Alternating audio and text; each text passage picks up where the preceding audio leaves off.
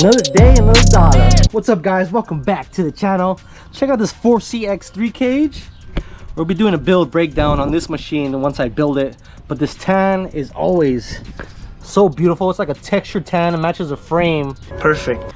The stock OEM frame, really good. And then we did a matte black for the roof. But anyways, in this video, we're gonna be doing a little update, show you what I've been working on, and then show you some stuff that you guys have been asking for, as well as I want your guys' opinion on multiple things here pertaining to the Maverick R on the other side of this wall. Some have to do with this Aiman Legends / mirror, other things to do with my lights, other things to do with future changes to the machine, and maybe your guys' input. So let's check it out. So you guys have been asking me over and over for years already, and I've mentioned it in videos, but people always ask again, so we're going to show it again.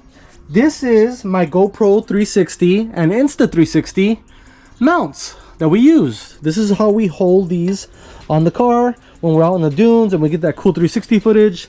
This is what we use. So basically these are custom 5150 whips in a humongous 3/4 inch rod. And just for scale, so you guys get an idea, this whip here is going to be a 1/2 inch rod with LEDs, and then right next to it with no LEDs, the same size, this 3/4 inch rod. So really big, thick boys. These work amazing for getting 360 footage. This one better than this one. This one's a little too long. As you can tell, it's about another foot, maybe 14 inches longer, and that kind of messes up my footage as far as it swaying in video. This one does the best. This last trip we used the 360 camera from GoPro on the short one and the Insta360 on the long one. So what I did is, well, I made my first one myself, and then after that I had the guys over at 5150. Back when Andy used to own the company, I had him make these custom for me. So shout out to Andy and Jeremy for making this happen, and our friends at 5150, the new owners. So this is a regular base, just like any 5150 whip. It's hollowed out, 3/4 rod in there, and then up here I did this. This is what I did for all the whips. I basically put a all thread through the whip about, I want to say 3.5 inches deep, drilled a hole, threaded the rod, which is I don't recommend, and then I put, you know, a piece of all thread in there, left a little nub of all thread, and now we put a freaking 1/4 inch 20 universal mount on there for a GoPro. So it works amazingly well.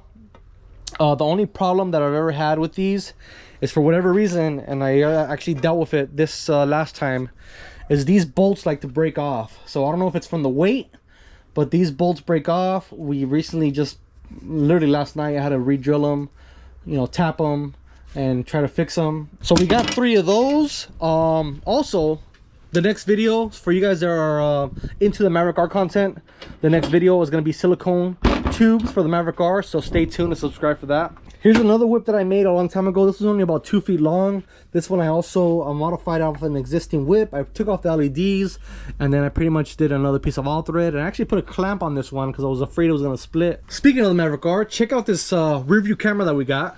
I saw a video on Instagram, these guys from Combustion, they had one of these on the Maverick R, and I've had one of these laying around for quite some time. So we're going to start selling these. These are the Aiman Legends.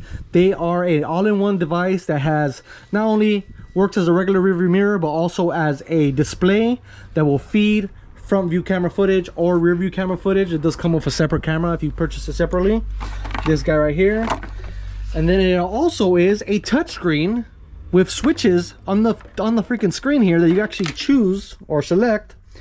And this is the smart module that's wireless, that pretty much outputs to the devices. So if you have a light bar or a set of pods or whatever else, you can actually select them and turn them on and off in the rearview mirror. So this is very cool. I actually just ordered a couple parts to make this work for my machine using the ball mount system. So if this works, I will share that information, but this is on a TMW cage. We'll use that threaded bung right there, and we'll try to figure out something to make it work so it sits in there. So I think this is pretty cool because it gives you lots of options for not just like being able to see outside, right? But it also gives you switch options so you can turn on some of your lights. Now I don't know if I'm gonna be using that exactly because I already have a Switch Pros with all my lighting, but there's other things we could use this for as far as the switch. So I want your guys' ideas and thoughts of what I could use this for. What can I turn on and off from the mirror? Kind of could be secret. A lot of people won't know about this device, so maybe we could put like a windshield washer bottle and spray our friends, you know what I mean? Piss them off, spray them. That would be pretty cool. It'd be on here, be hidden. Well, it's not hidden after I tell you guys, but you know what I mean.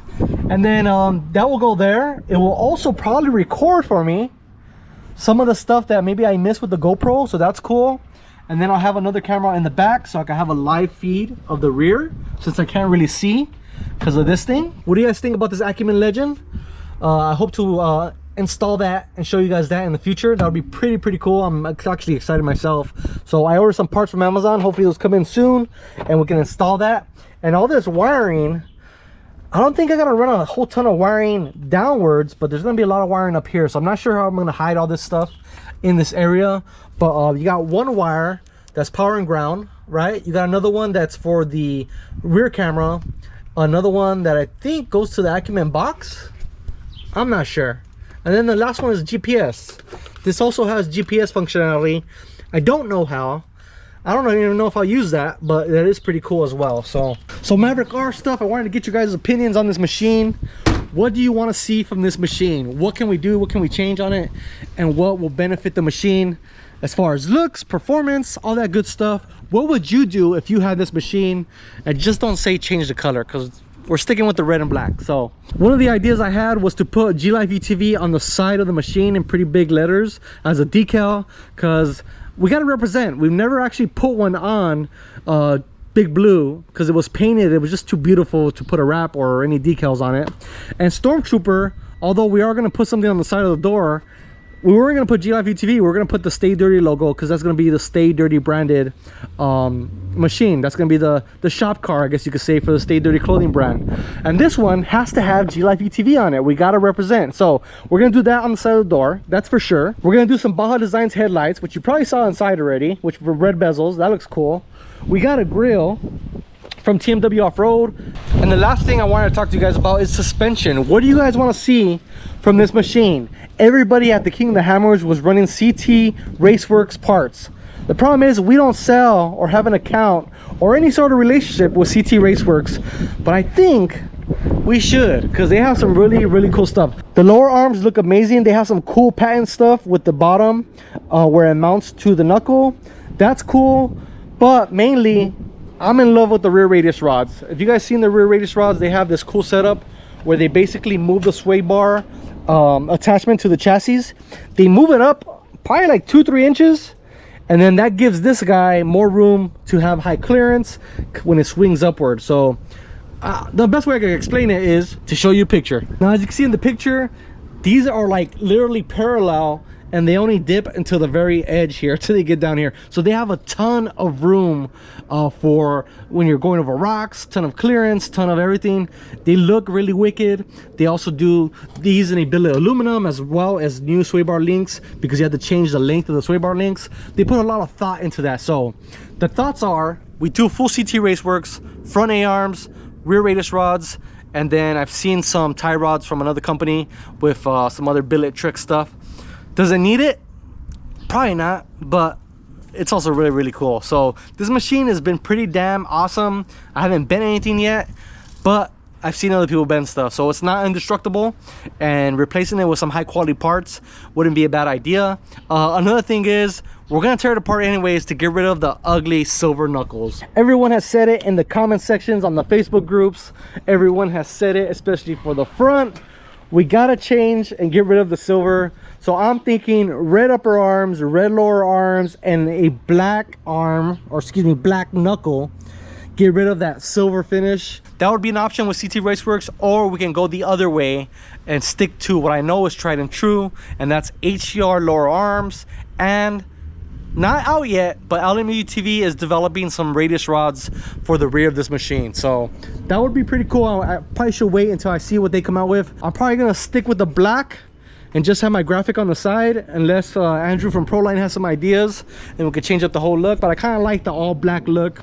It's really stealth. I like the matte black. I don't have to worry about fingerprints a whole bunch. It just looks good how it is, so I don't want to change a whole bunch on it. One thing I do want to change though is the wheels. We had been talking with Venom Wheels about making a custom wheel that was going to have a close to stock offset, but I'm not sure how that's developing and how that's going to work out. We also thought about doing a 17-inch rim instead of the 15-inch rim, because that's what most people were doing, 15-inch rim. But then we run back into this situation where tire selection is a problem. So 17-inch is great, it'll look great, it'll be 1 inch bigger than the stock 16, but the tire selection is really poor. And honestly, I'm thinking the tire squish is better and more comfortable on a 15-inch rim with a bigger, fatter tire. So let me know what you guys think. I know a lot of guys are running 15-inch rims. Venom has been pumping out custom forged 15-inch rims for the Maverick R. So has other companies like Price Designs and Metal Effects. But basically all the wheels those guys are coming out with are wider offset and don't have that close to stock offset that I'm looking for. So in the looks department, that'll probably be it. We'll have performance parts in the next video if you guys want to watch that. We'll have the new charge tubes installed. Also, we got some trick exhaust stuff.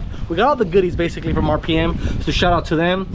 And then in the interior, touch base real quick on the interior. We are waiting for TMW to still develop their doors.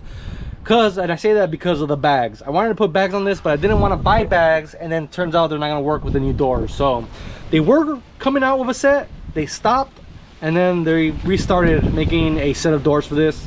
A full frame door made of aluminum is preferred normally for safety. Is it necessary?